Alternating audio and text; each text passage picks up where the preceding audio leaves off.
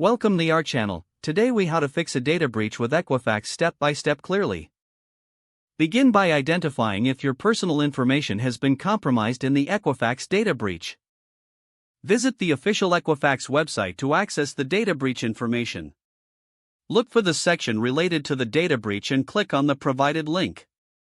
Fill out the required forms to check if your information is affected. If your information is compromised, Equifax will provide instructions on what to do next. Gather necessary documentation, including any reports of unauthorized transactions. Contact Equifax's customer service for further assistance if needed. Consider enrolling in their complimentary credit monitoring service. Keep an eye on your credit report for any unusual activity.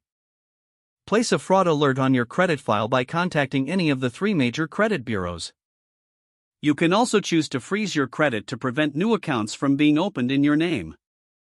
Follow up with Equifax to ensure that all recommended actions have been taken. Stay vigilant and continue monitoring your financial statements and credit reports regularly. If the page does not load, refresh the browser or try again in a private or incognito window. Make sure you are using the correct email address, then retype it carefully to avoid small typos. If your password is not accepted, use the reset option and create a new strong password you can remember. Check your spam folder for verification or security emails, then complete any requested confirmation steps.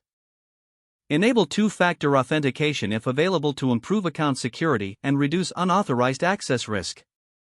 After signing in, review your profile details so your contact information and settings are accurate and current.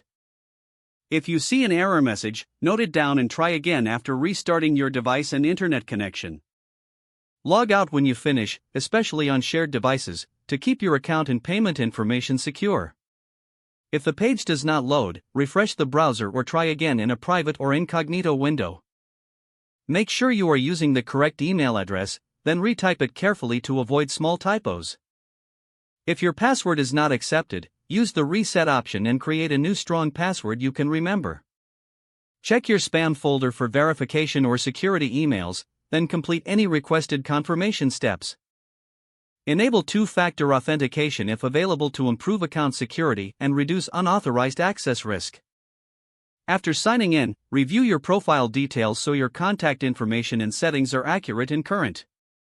If you see an error message, note it down and try again after restarting your device and internet connection. Don't forget to like this video and subscribe to our channel for more step-by-step tech guides.